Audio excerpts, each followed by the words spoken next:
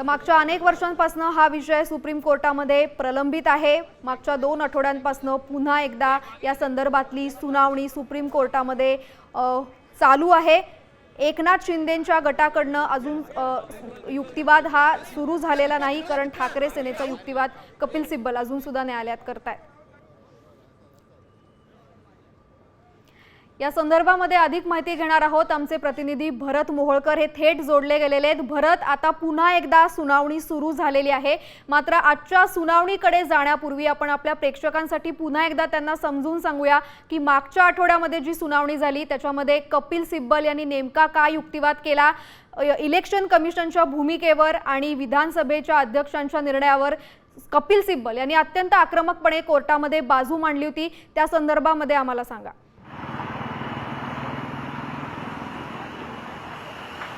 नक्कीच सायली, आपण जर पाहिलं तर कपिल सिब्बल यांनी गेल्या 6 दिवस सुनावणी झाली। या 6 दिवसांच्या सुनावणीमध्ये सातत्यानं निवडणूक आयोगाने घेतलेला निर्णय कशा पद्धतीने चुकीचा होता, विधानसभा अध्यक्षांनी निवडणूक आयोगाच्या निर्णयाचा आधार घेऊन कशा पद्धतीने जो निर्णय दिला तो कसा चुकीचा होता, त्याबरोबरच जे काही माजी सरन्यायाधीश धनंजय चंद्रचूड यांच्या नेतृत्वाखाली 5 सदस्यीय घटनापीठ जे होतं त्या घटनापीठाचा निर्णयही कशा पद्धतीने चुकीचा होता, अशा सगळ्याच मुद्द्यांवरती एकंदरीत या संविधानिक संस्थांचे वाभाडे काढल्याचं पाहायला मिळतंय। कपिल सिब्बल यांनी जोरदार असा युक्तिवाद केला होता। खरं तर त्यांनी 2018ची जी घटना आहे शिवसेना पक्षाची, ज्यामध्ये शिवसेनेच्या पक्षप्रमुखांकडे सगळे अधिकार देण्यात आलेले होते, त्याबरोबरच शिवसेनेचं प्रतिनिधी मंडळ आहे ते राष्ट्रीय कार्यकारिणी, या राष्ट्रीय कार्यकारिणीकडे कशा पद्धतीने अधिकार आहेत, या सगळ्या संदर्भात कपिल सिब्बल यांनी जोरदार युक्तिवाद केला होता। खरं तर निवडणूक आयोगाने हीच 2018ची जी घटना आहे हीच बेकायदेशीर ठरवली होती, लोकशाहीला धरून नसल्याचं म्हटलं होतं आणि त्याच घटनेचा आधार देत एकनाथ शिंदेंनी पद भोगल्याचा युक्तिवाद सुद्धा कपिल सिब्बल यांच्याकडून करण्यात आला।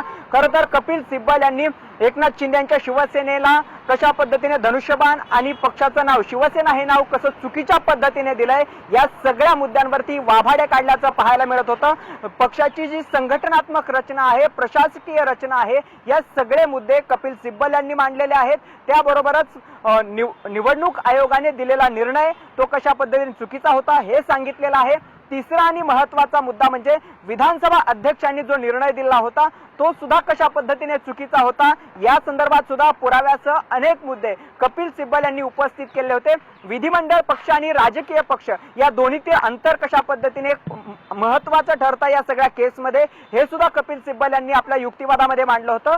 त्याबरोबरच आणखी एक महत्त्वाचा मुद्दा अनुसूची 10, या अनुसूची 10चं कशा पद्धतीने उल्लंघन झालेलं आहे आणि हे उल्लंघन कोर्टाने रोखलं नाही तर लोकशाहीचे कशा पद्धतीने लोकशाहीची अब्रू कशी वेशीला टांगली जाऊ शकते, या सगळ्या संदर्भात कपिल सिब्बल यांनी जोरदार असा युक्तिवाद केल्याचं पाहायला मिळतंय।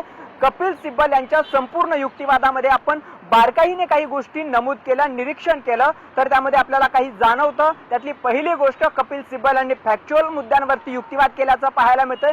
कपिल सिब्बल यांनी सादिक केस असेल, बोंबोई केस असेल, कोहितो केस असेल, त्याबरोबरच जनता दल असेल, समाजवादी पक्ष असेल, अशा अनेक मुद्दे जे काही केस आहेत ज्या लँडमार्क केस म्हणून ज्यांना ओळखलं जातं, राणा केस असेल, अशा अनेक केसचा संदर्भ देत कपिल सिब्बल यांनी काही संदर्भ जे दिलेला आहे त्या संदर्भाचा सुद्धा या ठिकाणी महत्त्वाचा युक्तिवाद कपिल सिब्बल यांनी केल्याचं पाहायला मिळतंय। आणखी एक महत्त्वाचा मुद्दा केसमध्ये जर कुठला ठरतो तो म्हणजे घटनात्मक मूल्यांचं कशा पद्धतीने उल्लंघन होत आहे हे सुद्धा कपिल सिब्बल यांनी आपल्या युक्तिवादाच्या माध्यमातून कोर्टापुढे मांडल्याचं आपल्याला पाहायला मिळतंय। आणखी एक महत्त्वाचा मुद्दा, या सगळ्याबरोबरच लोकशाहीच्या मूल्यांना आणि लोकशाहीलाच कसा धोका आहे पक्षांतराच्या माध्यमातून हे सुद्धा कपिल सिब्बल यांनी कोर्टाच्या मनावरती ठामपणे ठसवण्याचा प्रयत्न आपल्या युक्तिवादाच्या माध्यमातून केलाय। त्यामुळे कपिल सिब्बल यांनी भावनिक, घटनात्मक, फॅक्च्युअल आणि संदर्भ अशा वेगवेगळ्या मुद्द्यावरती युक्तिवाद केलेला आहे आणि याच युक्तिवादातून